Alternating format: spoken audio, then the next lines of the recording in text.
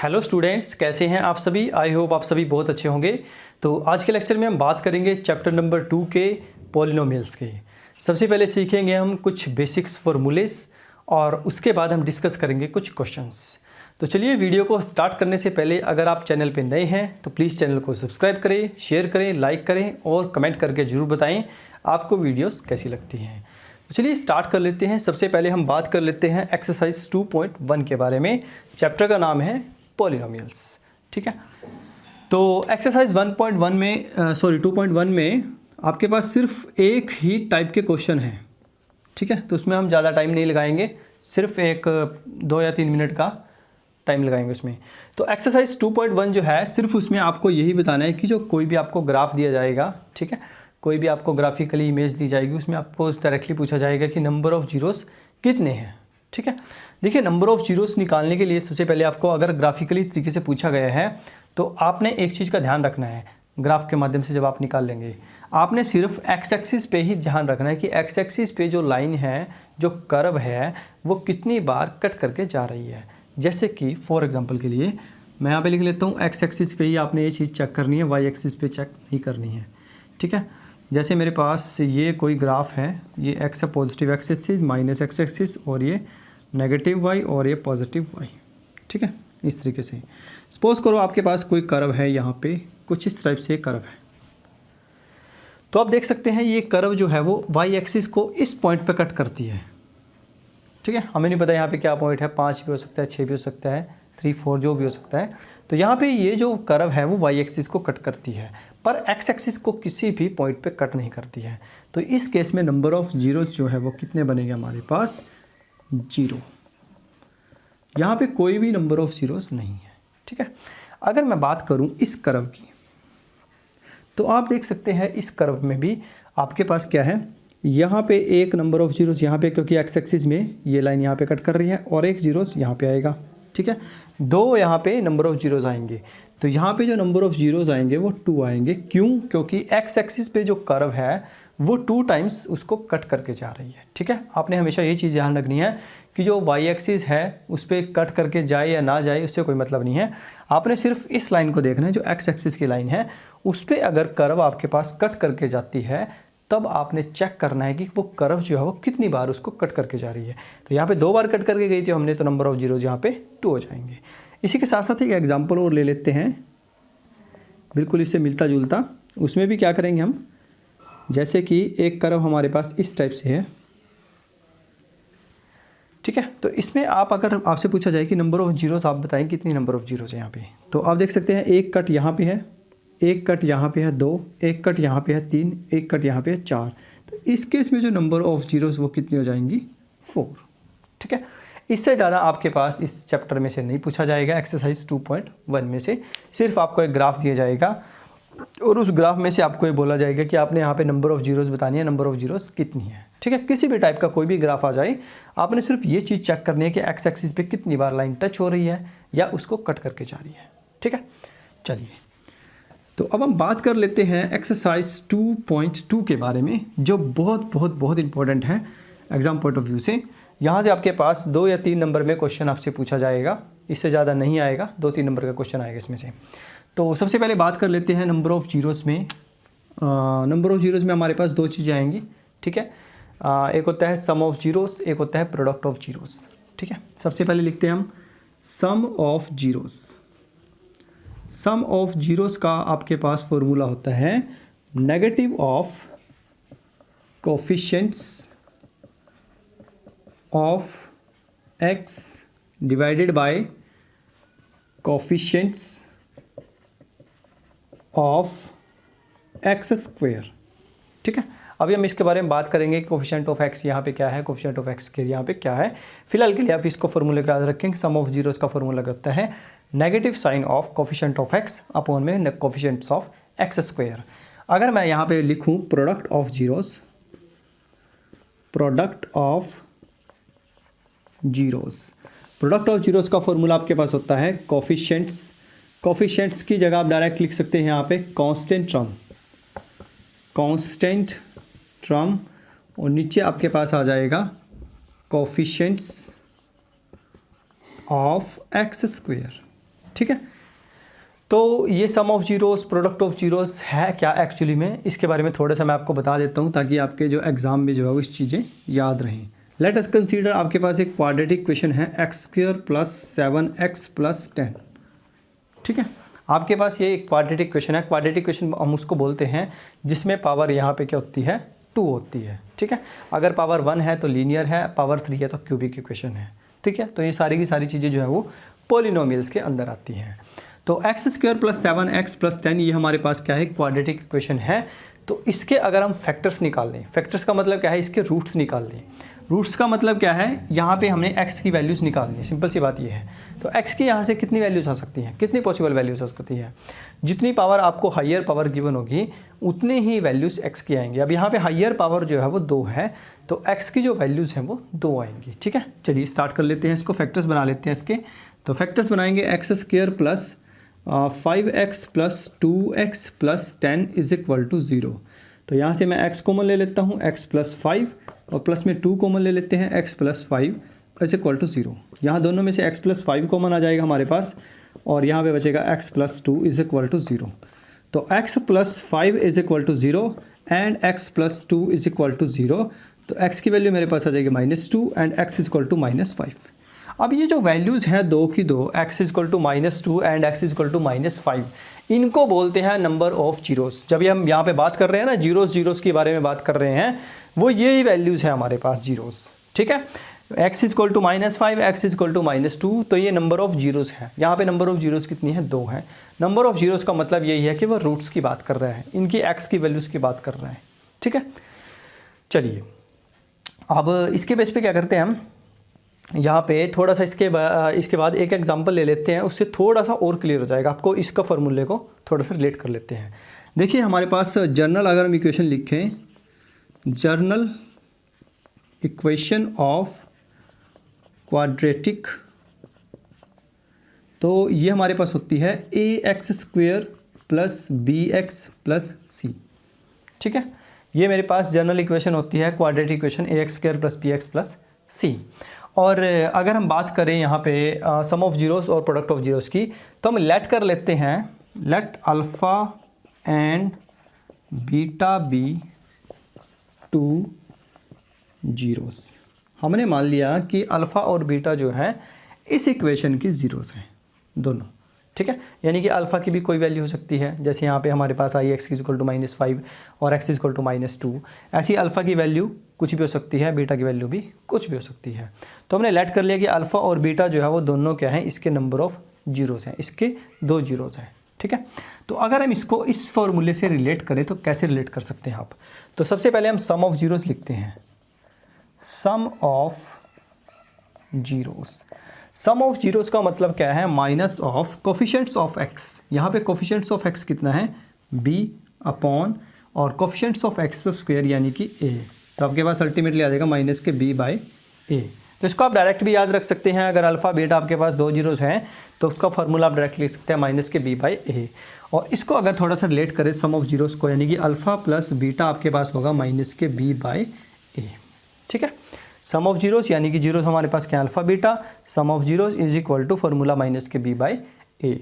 ऐसे ही हम product of zeros लिख सकते हैं, अल्फ़ा डॉट बीटा = ठीक है, प्रोडक्ट करना है तो हम इसको मल्टीप्लाई करेंगे और फार्मूला क्या था, constant term upon coefficients of x²। यहाँ पे कांस्टेंट टर्म उसको बोलते हैं जिसके साथ x की वैल्यू नहीं है। तो यहाँ पे आप देख सकते हैं जो c है वो क्या है, हमारे पास कांस्टेंट आएगा, तो इसको लिखेंगे c/a। a हमने इसलिए लिखा क्योंकि कोफिशिएंट्स ऑफ x² की बात कर रहे हैं, तो कोफिशिएंट ऑफ x² कितना है यहाँ पे a। तो alpha dot beta = c/a, alpha plus beta = -b/a। ठीक है, तो ये 2 फॉर्मूले आपने याद रखने हैं, बहुत इंपॉर्टेंट है एग्जाम पॉइंट ऑफ व्यू से भी। और इससे हम सीखेंगे किस तरह से आप एक क्वाड्रेटिक इक्वेशन बना सकते हैं, या आपको एक क्वाड्रेटिक इक्वेशन गिवन है तो उसमें आप कैसे इस तरीकों को प्रूव कर सकते हैं कि ये जो सम ऑफ जीरोस है ये एक्चुअली में इसके इक्वल होता है, प्रोडक्ट ऑफ जीरोस जो है इसके इक्वल होता है। ठीक है, चलिए इसको स्टार्ट कर लेते हैं। तो इसको आप उतार लीजिए, स्क्रीनशॉट ले लीजिए, जैसे भी आपको अच्छा लगे। चलिए अब इसके बाद हम एक क्वेश्चन ले लेते हैं, बिल्कुल यही जो क्वेश्चन हमारे पास राइट साइड में लिखा हुआ है हम इसी का ही यूज़ कर लेते हैं और मैं आपको प्रूव करके दिखाऊंगा कि किस तरीके से दोनों चीज़ें रिलेट करते हैं। चलिए, तो सबसे पहले आपको एक क्वाड्रेटिक इक्वेशन इस तरह से गिवन है, इसी को ही ले लेते हैं हम, थोड़ा सा ज़्यादा क्लियर हो जाएगा। यहाँ पे अल्फ़ा की वैल्यू हम मान लेते हैं -5 है और बीटा की वैल्यू हमारे पास है -2। ठीक है, सम ऑफ जीरोज़ का फॉर्मूला क्या था हमारे पास? सम ऑफ जीरोज़ का फॉर्मूला था -b/a। -b यानी कि b क्या था हमारे पास? कोफिशिएंट्स ऑफ x -7/a कितना है यहाँ पे? 1। कोफिशिएंट्स ऑफ x² तो हमारे पास कुछ भी नहीं है तो 1 लेके चलेंगे, तो ये अल्टीमेटली कितना आ जाएगा? -7। और अगर हम प्रोडक्ट ऑफ जीरोज़ की बात करें, प्रोडक्ट ऑफ जीरोज़ का फॉर्मूला था हमारे पास c/a। यहाँ पे c की वैल्यू है 10, तो 10/a कितना है हमारे पास? 1, तो यानी कि 10। तो हमने दोनों वैल्यूज़ निकाल ली, sum of zeros and product of zeros. अब हम इनको रिलेट करके देखते हैं कि एक्चुअली में ये सही भी है या नहीं है। अगर हम बात करें सम ऑफ जीरोज़ की, तो सम ऑफ जीरोज़ का होता है alpha plus beta is equal to, alpha मेरे पास ये है, बीटा मेरे पास ये है, -5 प्लस -2, तो मेरे पास आ जाएगा -5 -2 प्लस माइनस, तो माइनस ये प्लस हो जाएगा और साइन रहेगा माइनस का। ठीक है, तो -7। तो आप देख सकते हैं सम ऑफ जीरोज़ यहाँ भी -7 है, यहाँ भी -7 है। ठीक है, ऐसे ही प्रोडक्ट ऑफ जीरोज़ यानी कि alpha dot beta is equal to -5 multiplied by -2 minus plus और 5 2 ज़ा 10। तो आप देख सकते हैं यहाँ पे भी प्रोडक्ट ऑफ जीरोज़ 10 है और यहाँ पे भी प्रोडक्ट ऑफ जीरोज़ क्या है? 10 है। ठीक है, तो इस तरीके से अगर आपको रिलेशन बोला जाए तो आप रिलेशन भी आसानी से निकाल सकते हैं कि क्या रिलेशन इन दोनों में हो सकता है, और आप बहुत आसानी से इसको कर सकते हैं। ठीक है, चलिए अब इसके बाद क्या करते हैं, हम एक क्वेश्चन और ले लेते हैं इसके बेस पे ही, जिसमें क्या है, हमें अगर आपको नंबर ऑफ जीरोज़ यानी कि sum of zeros and product of zeros अगर आपको डायरेक्टली गिवन है तो उसका यूज़ करके आप किस तरह से एक क्वाड्रेटिक इक्वेशन बना सकते हैं। ठीक है, अभी हमने सीखा कि क्वाड्रेटिक इक्वेशन को आप कैसे कन्वर्ट कर सकते हैं sum of zeros product of zeros में। अगर आपको sum of zeros product of zeros ही गिवन है, यानी कि ये दोनों चीज़ें गिवन हैं, तब आपको ये क्वाड्रेटिक इक्वेशन बनानी है, तो उसको कैसे बनाते हैं, चलिए उसको सीखते हैं। तो उसके लिए हम क्या करते हैं, सबसे पहले एक सम ऑफ जीरोज़ और प्रोडक्ट ऑफ जीरोज़ ले लेते हैं। सम ऑफ जीरोज़ का फॉर्मूला हमारे पास होता है अल्फ़ा प्लस बीटा और प्रोडक्ट ऑफ जीरोज़ का होता है अल्फ़ा डॉट बीटा। तो उसके बेस पे क्वेश्चन ले लेते हैं, आपको गिवन है sum and product of zeros -3 and -2। Sum of zeros आपको गिवन है, sum of zeros is equal to -3 और प्रोडक्ट ऑफ जीरोज़ ये आपको गिवन है 2। तो दोनों वैल्यूज़ आपको गिवन हैं। तो अब आपने ये बनानी है क्वाड्रेटिक इक्वेशन। क्वाड्रेटिक इक्वेशन कैसे बनाएंगे, सबसे पहले इसका फॉर्मूला लिखेंगे हम और उसके बाद हम इसको डिस्कस करेंगे।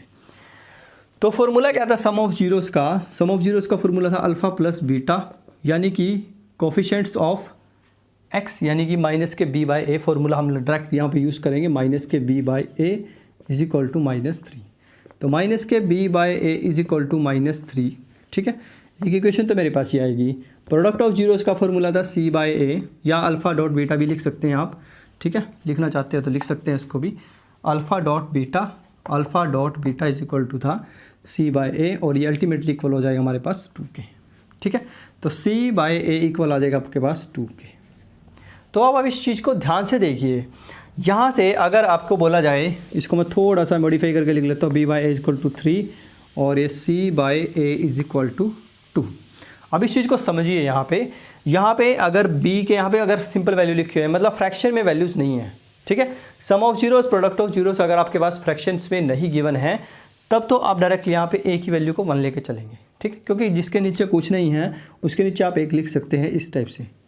ठीक है, अगर 1 के अलावा यहाँ पे अगर कोई फ्रैक्शन की वैल्यू लिखी है यानी कि 3/2 और यहाँ पे कुछ और लिखा हो नीचे 3, तब आपने क्या करना है, जो a की जो वैल्यूज़ है दोनों केसेज में, यहाँ पे a की वैल्यू 1 है, यहाँ पे a की वैल्यू 1 है और यहाँ पे अलग अलग अगर हैं, तो आपने दोनों वैल्यूज़ को सेम बनाना है। किसी भी नंबर से आप मल्टीप्लाई करें, किसी भी नंबर से आप डिवाइड करें। ठीक है, फिलहाल के लिए इसको समझ लेते हैं, उसके बाद एक एग्जांपल हम लेके चलेंगे, उससे थोड़ा आसानी से आपको समझ में आएगा। तो यहाँ पे अगर बात करें, a की वैल्यू 1 है, b की वैल्यू आपके पास हो जाएगी, माइनस से माइनस कैंसिल हो जाएगा 3 और c की वैल्यू आपके पास आ जाएगी 2। तो ये मेरे पास एक वैल्यू आ जाती है, a की वैल्यू 1, b की वैल्यू 3 और c की वैल्यू 2।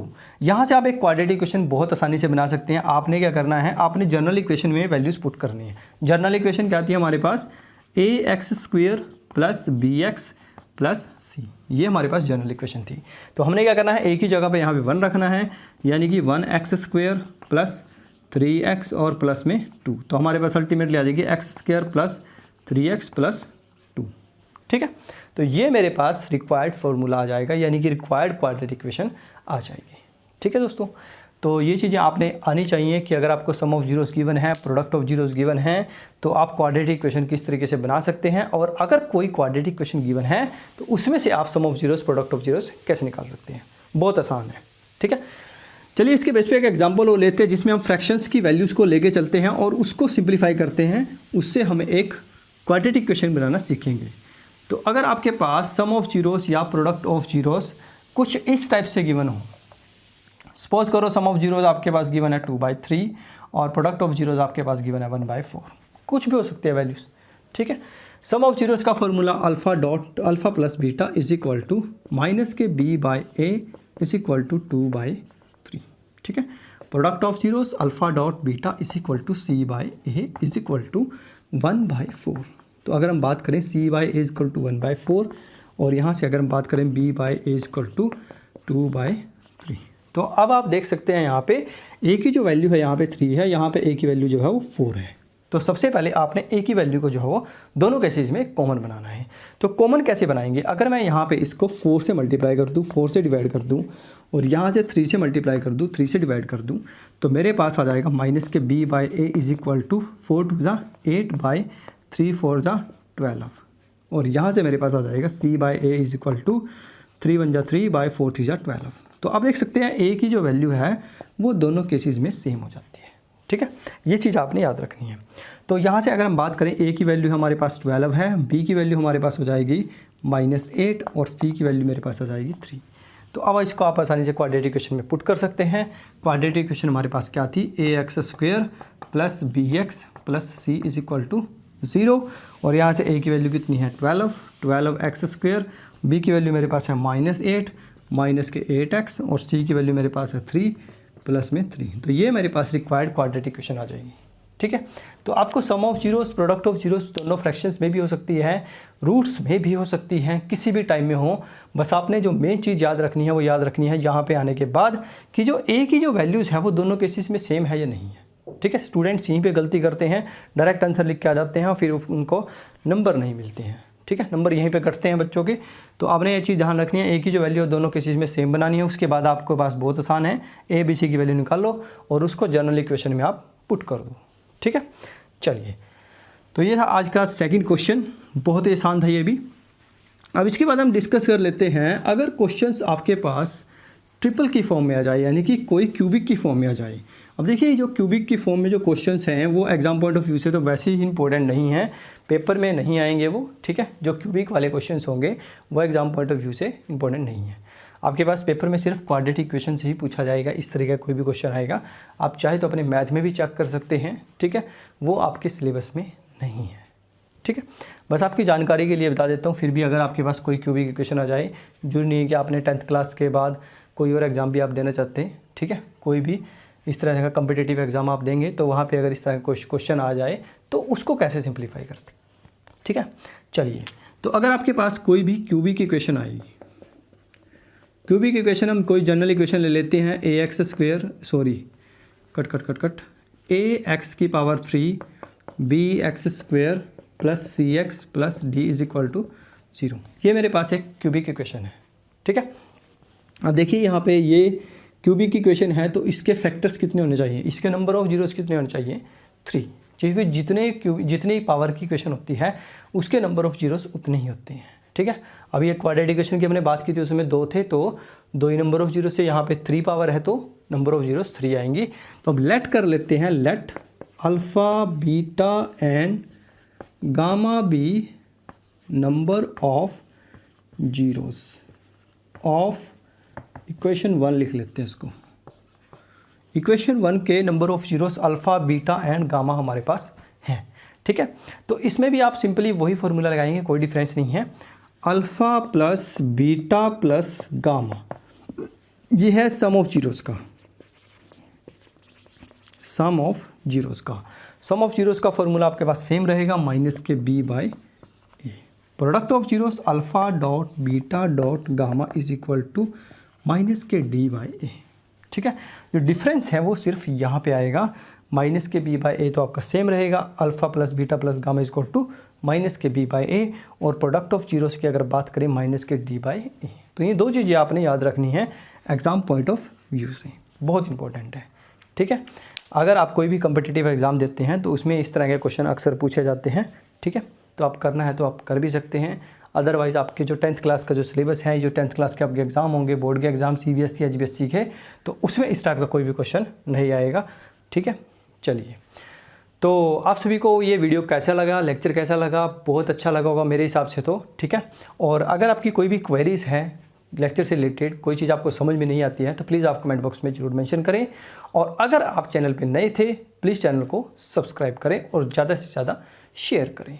ठीक है दोस्तों, तो पढ़ाई करते रहिए, ऑल द वेरी बेस्ट।